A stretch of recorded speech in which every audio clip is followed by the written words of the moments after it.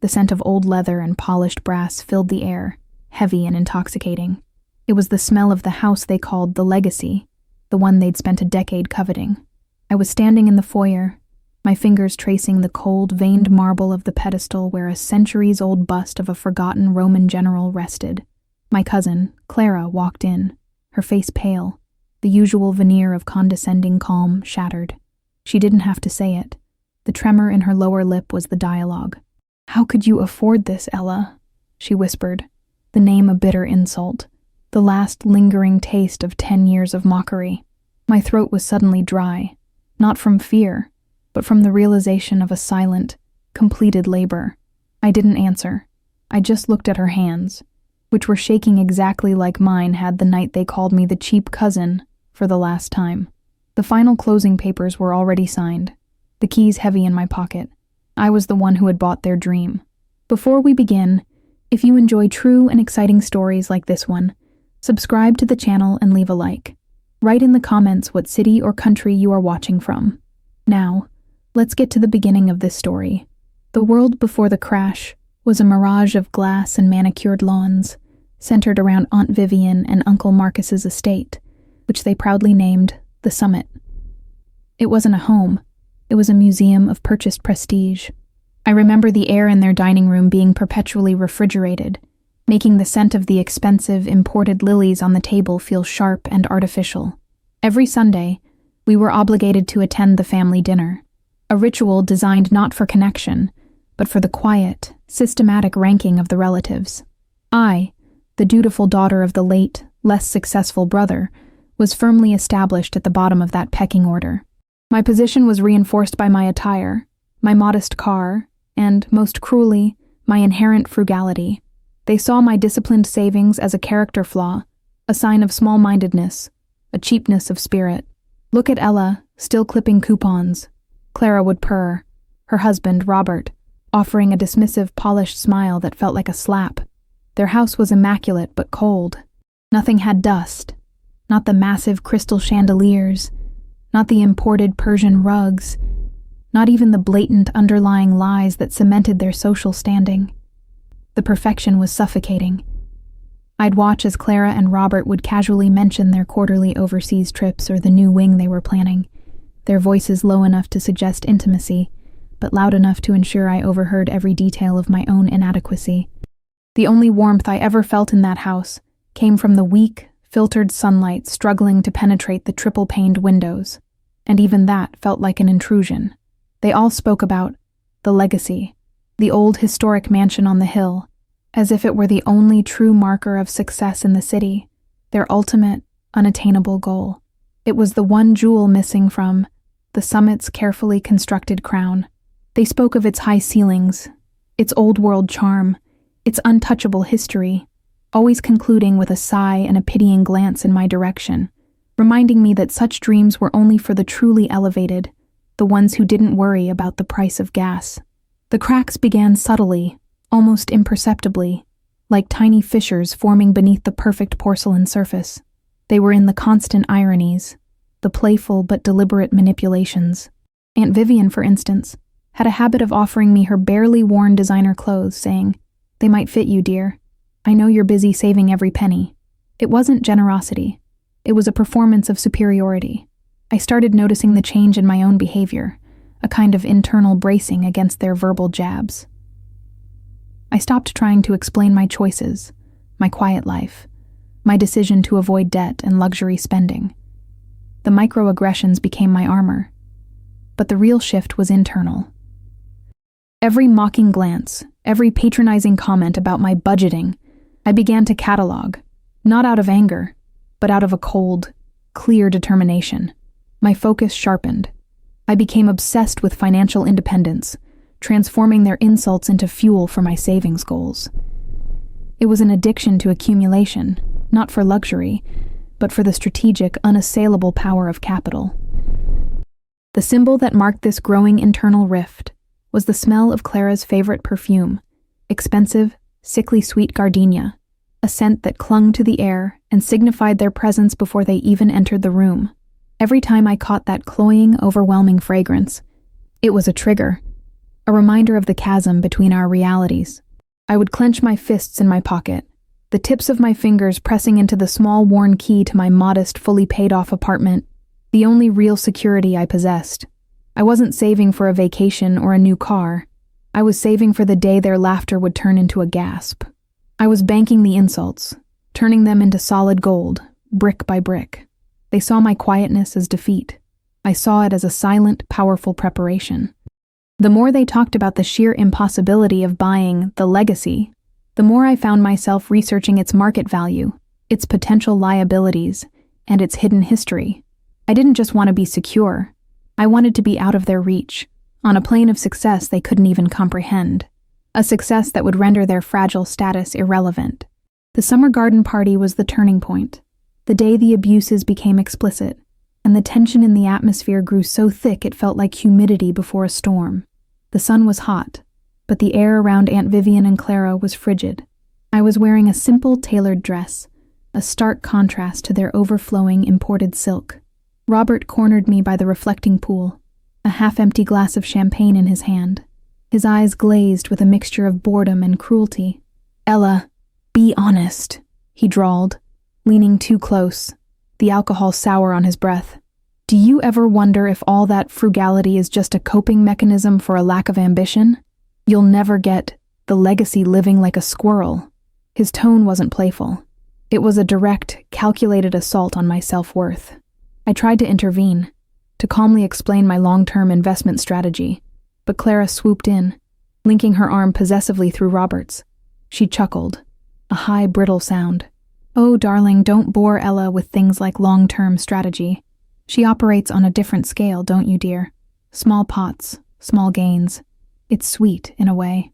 They walked away laughing, leaving me stranded by the glittering water. The rejection was complete. The whole environment felt oppressive. The meticulously clipped hedges seemed to close in. The sound of the fountain was no longer soothing but a loud, constant drip, marking the slow, agonizing passage of time. I remember catching my reflection in the dark, still water of the pool. My eyes were burning, but I didn't let the tears fall. That evening at dinner, the silence was palpable. Even the clinking of the silver against the porcelain seemed deafening, an ominous rhythm. Everyone was pretending the exchange by the pool hadn't happened, but the air was charged, expectant. I felt a chill, despite the warm evening. My gaze drifted to the grandfather clock in the hallway. Its pendulum seemed to be slowing down, the movement agonizingly deliberate, waiting. I knew, with a certainty that settled deep in my bones, that something was about to break. My old life, the one tethered to their approval, was moments away from its destruction. The breaking point arrived not with a shout, but with a terrifying hollow silence. It was during a Christmas Eve gathering at the summit, a night usually reserved for forced cheer. Clara and Robert had been aggressively pursuing the legacy for months, making a show of their negotiations. That night, their faces were flushed with excitement. Robert stood up, tapping his glass. "We have an announcement," he boomed. "We've made an offer on the legacy. It's all but ours." A ripple of applause went through the room. Then, Aunt Vivian seized the moment for her final, brutal blow. She lifted her own glass towards me, her eyes cold. "To Robert and Clara, and to those of us who know the true cost of success. Ella, dear, why don't you tell us about your big financial move this year? A new microwave, perhaps." The room erupted in laughter. It wasn't casual mockery. It was a public execution of my social standing, a final definitive humiliation in front of the entire family. In that split second, the bright, expensive light of the chandelier seemed to dim, casting the room in a grotesque, slow-motion tableau. I didn't see faces. I saw masks contorted in smug superiority. My hands, resting on my lap, became completely still. I felt an odd dissociation, as if my spirit had stepped out of my body to observe the wreckage. I did not cry. I did not move. I simply accepted the death of the woman they thought I was.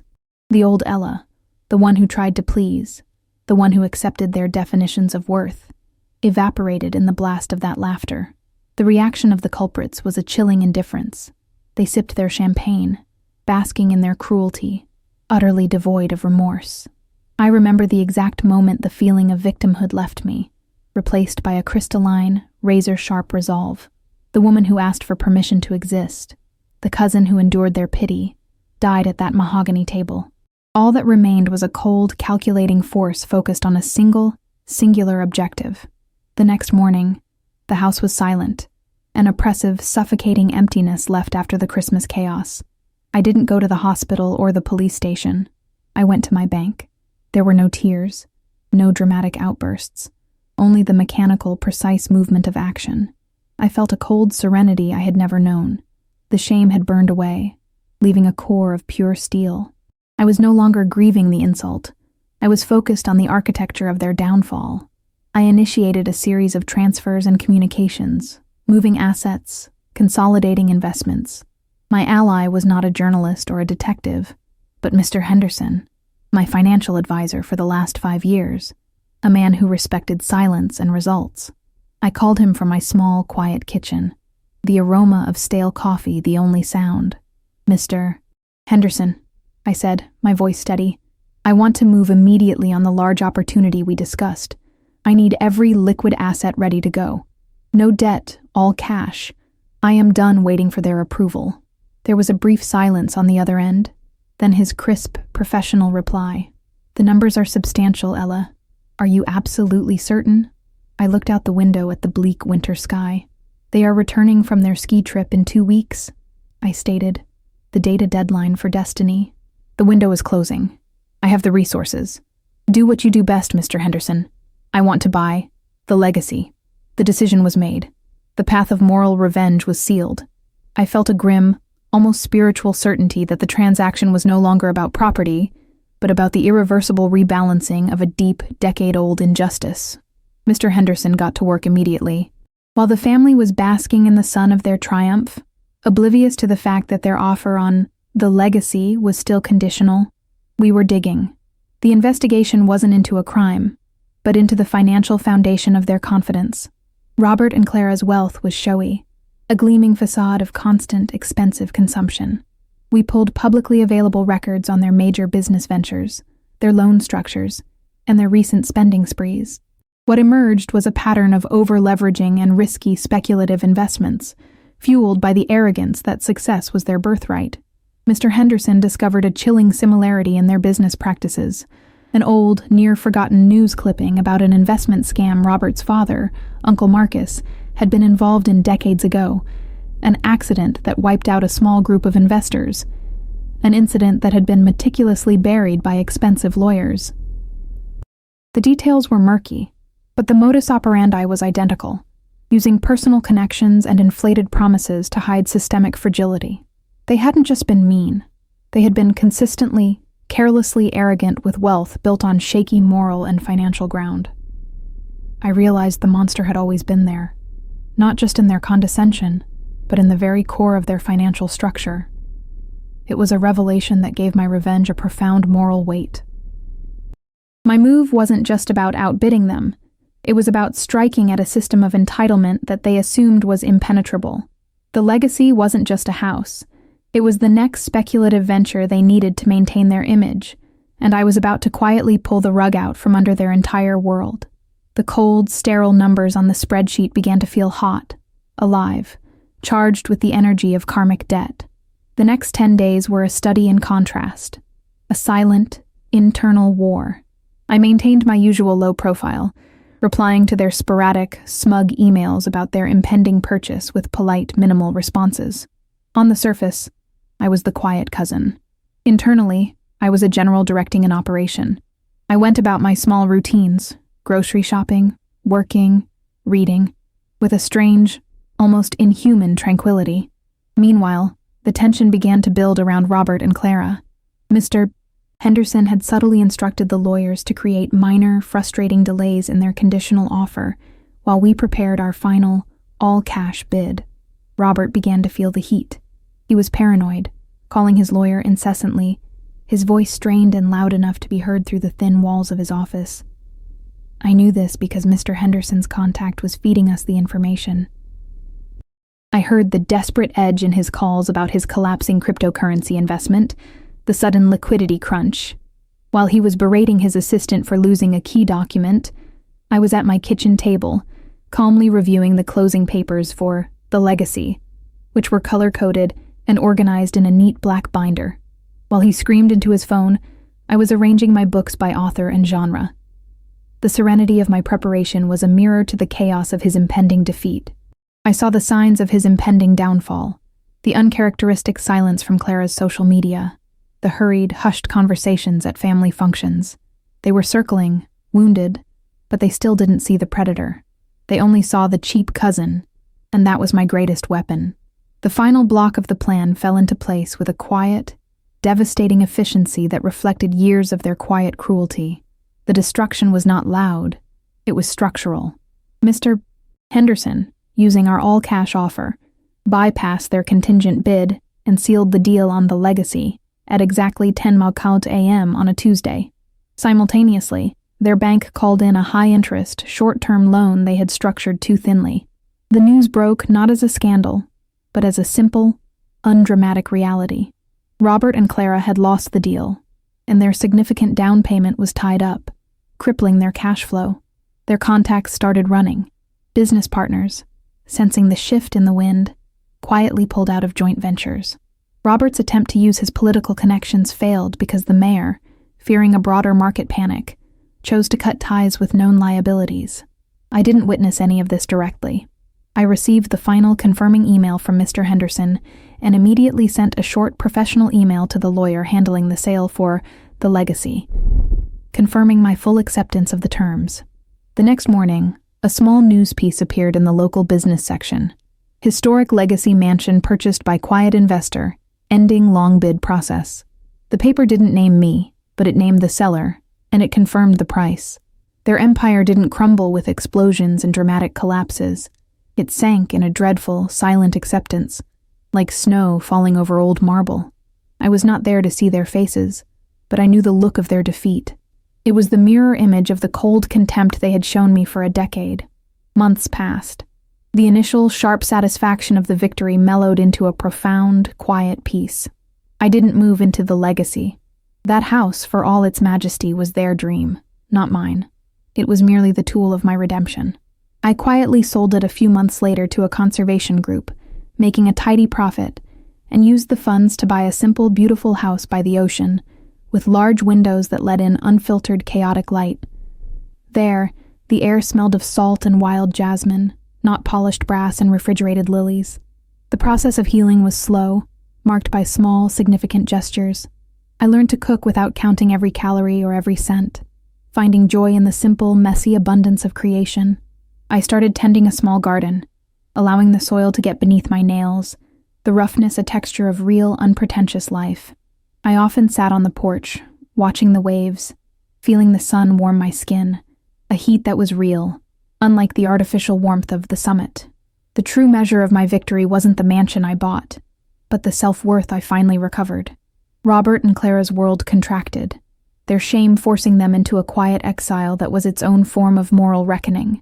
I heard they had sold the summit and moved away, the crushing weight of their loss and debt forcing them to live a life that ironically resembled the frugality they once mocked. The symbolic gesture of my peace came one afternoon when I took the small, worn key to my old, paid-off apartment, the key that had been my anchor, and tossed it into the vast, indifferent ocean. It wasn't a gesture of burning bridges, but of releasing a heavy past. I smiled, for the first time, not in spite of my life, but because of it. I had been called the cheap cousin, but I had purchased the one thing they never could, my freedom. And you? What do you think? Did she do the right thing? What would you have done in her place? If this story touched you, leave a like, subscribe to the channel, and tell us what you thought in the comments. Your support is what helps us continue bringing you exciting stories like this one. Now watch other stories on screen. We'll see you next time. With love and respect.